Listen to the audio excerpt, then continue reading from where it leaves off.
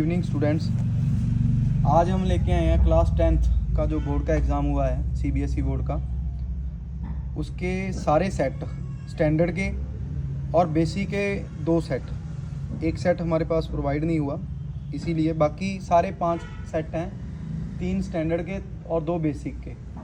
सभी का जो एमसीक्यू उनके आंसर और केस स्टडीज़ के आंसर तो डिस्कस करते हैं। जैसे कि ये फर्स्ट सेट है स्टैंडर्ड का, ठीक है। तो फर्स्ट क्वेश्चन का आंसर था सी।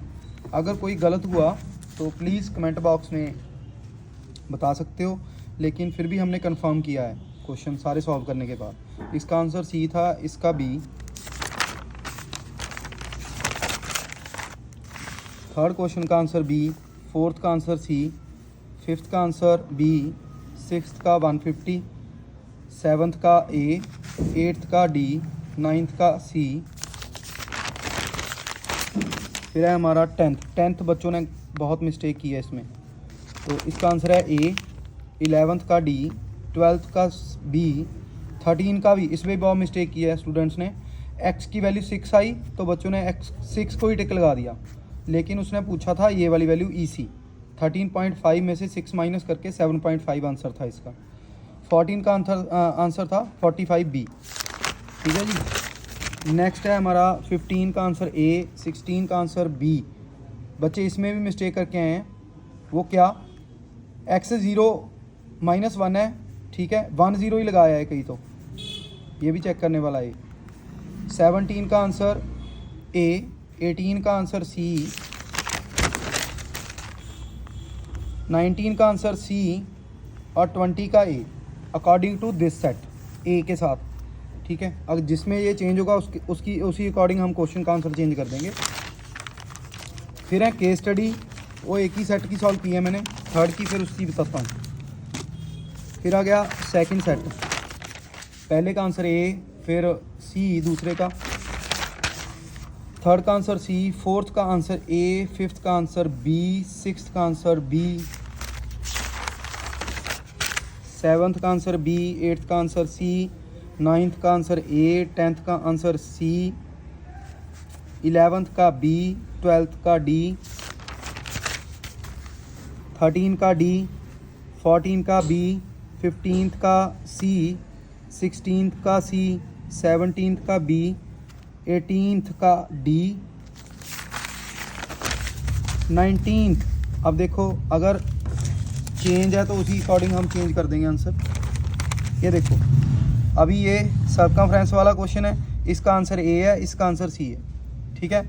चेंज हो गया दूसरे क्वेश्चन में, सेट में ऊपर नीचे थे ये क्वेश्चन। ये सेकंड सेट हो गया। फिर आ गया हमारा थर्ड सेट। अगर इसमें कोई क्वेश्चन चेंज है वो भी देख लेते हैं। इसका आंसर डी पहले का, दूसरे का आंसर डी,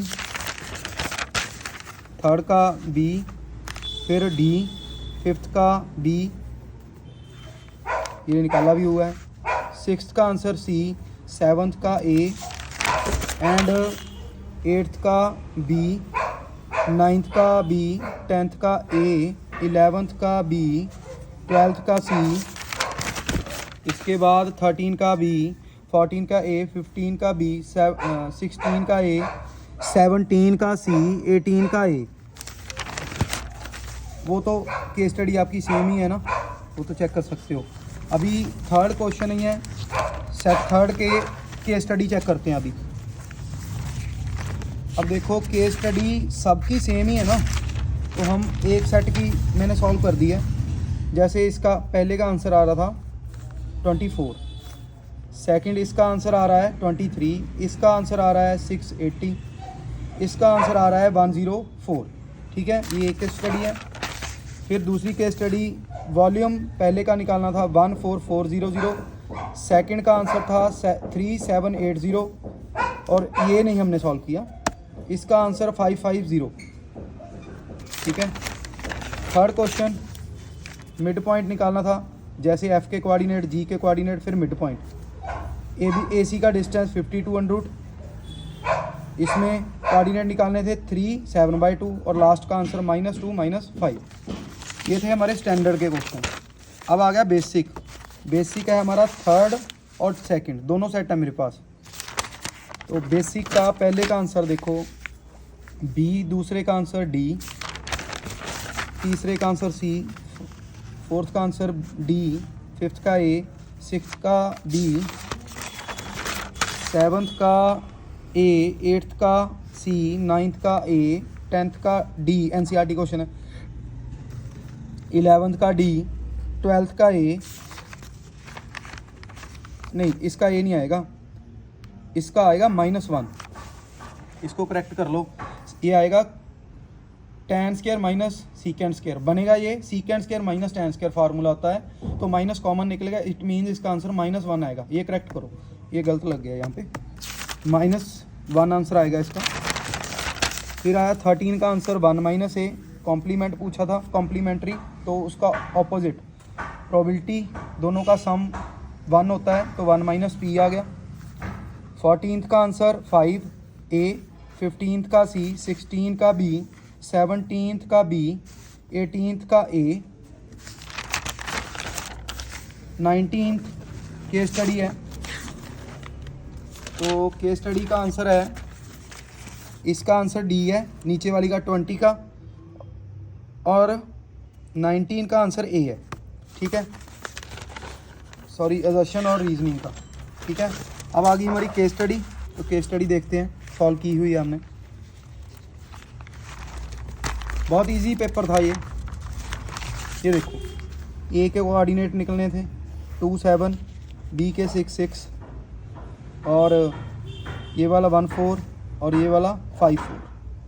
पहले तो पॉइंट ही निकालने थे, तो इसी के अकॉर्डिंग आपने सी की पोजीशन, बी की पोजीशन निकालनी थी, फिर find the position of fourth vertex D, तो डी के पॉइंट वहाँ से देख के डिस्टेंस निकालना था। ये तो इजी था क्वेश्चन, बहुत इजी था ये वाला। अभी ये वाली क्वेश्चन आपने फॉर्म करनी थी पहले, तो 3x + 2y = 80, यहाँ से 4x + 3y = 110, सॉल्व करके x 20 y 10, तो ये 20 आ गया, ये 10 आ गया, फिर यहाँ पे वैल्यू 150 आ गया। ठीक है जी। और लास्ट जो क्वेश्चन था, इसमें अपर लिमिट पूछी थी 10, sorry upper limit of model class, upper limit होगी 15, 10 नहीं आएगा, ये लोअर लिमिट है 10।